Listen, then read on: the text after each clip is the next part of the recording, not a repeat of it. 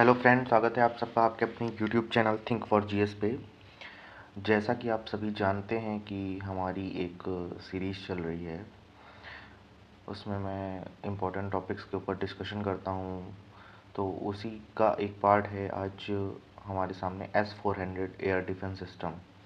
इसके ऊपर हम बात करेंगे क्या है, कैसे इसको लिया गया, किस लिए लिया गया, क्या खासियत है इसकी। इन सभी पॉइंट्स पे आज हम इस बात करेंगे।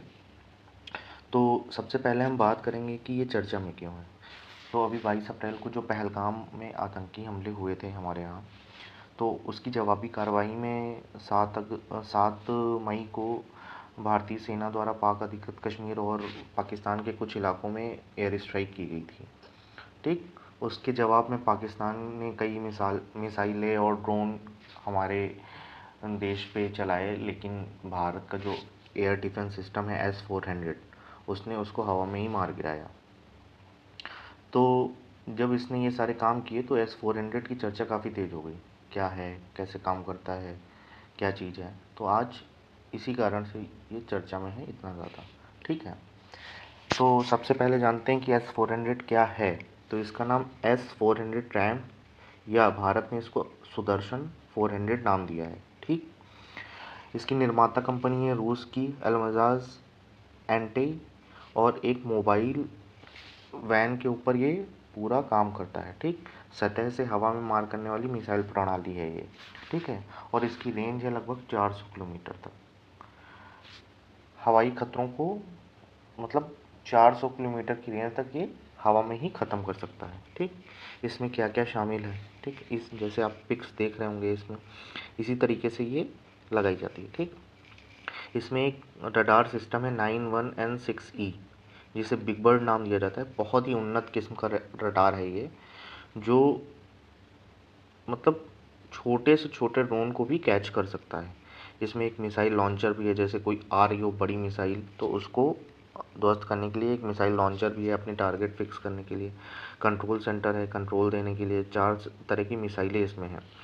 ये चारों मिसाइलें हैं, ये उनकी रेंज लिखी हुई हैं, आप देख लीजिएगा। ठीक है, अलग अलग कोड्स हैं इनके, और इनकी रेंज जैसे 40N6 की 400 किलोमीटर, 48N6 की 250 किलोमीटर। ठीक, ये इसमें 4 तरीके की मिसाइल प्रणालियाँ हैं। ठीक है, अलग अलग रेंज के हिसाब से अलग अलग हैं। ये कैसे काम करता है, तो ये एक साथ लगभग अपने 80 टारगेट ट्रैक कर सकता है। ठीक, और लगभग 400 टारगेटों को एक बार में ध्वस्त कर सकता है। इसकी ऑटोमेटिक ट्रैकिंग और लॉन्चिंग जो प्रणाली है, वो मतलब बार बार हमें कमांड नहीं देना पड़ता है, वो अपने आप ही इसको ऑटोमेटिक ट्रैक करके और ब्लास्ट कर देता है हवा में। ठीक,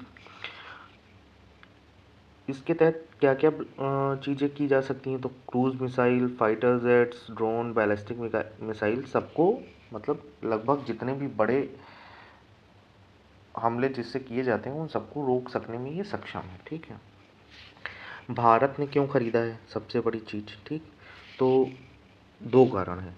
तो हमारे दोनों पड़ोसी जो हैं उनके साथ हमारे इतने अच्छे संबंध नहीं हैं। जैसे चीन अपनी विस्तारवादी नीति और जो भारत पे कई सारी जगहों पे कब्जा जो चल रहा है, उसके कारण चीन के साथ थोड़ा तनातनी चलती रहती है। और पाकिस्तान से वैसे भी रिश्ते ख़राब थे, 2-3 बार हम युद्ध में मिल चुके हैं। और आतंकवाद, अभी पहलगाम वाला इंसिडेंट हो गया, फिर एयर स्ट्राइक, और आज मतलब ऐसे हालात बन गए हैं कि युद्ध से भी बदतर हालात हो गए हैं। सिंधु नदी समझौता ख़त्म कर दिया गया। ठीक है, तो हमारे जो दोनों पड़ोसी हैं उनसे जो हमारे खतरे हैं, उनसे निपटने के लिए ये प्रणाली बहुत ज़रूरी थी। ठीक है, लंबी दूरी की मिसाइलों और स्टील तकनीकी वाले विमानों से रक्षा, क्योंकि एयर स्ट्राइक होने का बहुत खतरा रहता है, और चाइना और पाकिस्तान दोनों के पास अपना एयर डिफेंस सिस्टम है, तो भारत के पास भी होना चाहिए। ठीक है, स्वदेशी प्रणालियों को समर्थन करता है ये। ठीक, क्योंकि इसमें हम अपने हिसाब से मॉडिफिकेशन कर सकते हैं। ठीक, भारत रूस के बीच इसको लेके 2018 में डील हुई थी। ठीक है, और इसकी कुल कीमत लगभग 5.43 बिलियन डॉलर थी। लगभग भारतीय रुपए में बात करें तो 40,000 करोड़ से भी ज़्यादा की डील थी। ठीक, कुल 5 जो प्रणालियाँ S-400 की हमें लेनी थी, इसकी पहली डिलीवरी 2021 में शुरू हुई। ये शुरू होनी थी मतलब पहले ही, लेकिन रशिया यूक्रेन का युद्ध शुरू हो गया, उस कारण इसकी डिलीवरी काफ़ी लेट हुई। ठीक, इसकी तैनाती कहाँ पे है? तो पहली तैनाती तो पंजाब क्षेत्र में हुई थी, क्योंकि इधर से आप मैप में देख रहे होंगे कि पंजाब से पाकिस्तान का क्षेत्र लगा रहता है, तो पंजाब बिल्कुल मिड के आसपास में पड़ता है। तो हमारे गुजरात से लेके ये कश्मीर तक का वो कवर कर सकता है। ठीक, तो पंजाब में इसकी तैनाती हुई। ठीक, बाकी यूनिट्स को पश्चिम और पूर्वी फ्रंट पे लगाया जाएगा। ठीक, कि कैसे चाइना से काउंटर किया जा सके। ठीक है, और इसका संचालन भारतीय वायुसेना द्वारा किया जाता है। ठीक,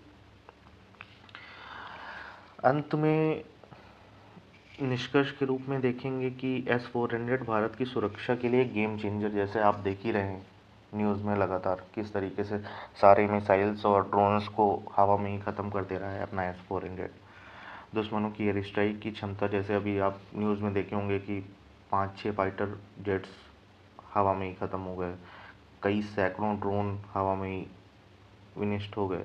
ठीक, तो काफ़ी उन्नत प्रणाली है, काफ़ी अच्छी प्रणाली है। ठीक, भविष्य में स्वदेशी सिस्टम जैसे XRSM भी इस दिशा में काम करने के लिए, और जैसे भारत के पास भी है आकाश है और ये सब भी हैं जो इसी प्रणाली पे काम करते हैं। ठीक है, उम्मीद करता हूँ कि आपको ये वीडियो पसंद आया होगा। प्लीज़ वीडियो को लाइक करिएगा, शेयर करिएगा और चैनल को सब्सक्राइब ज़रूर करिएगा।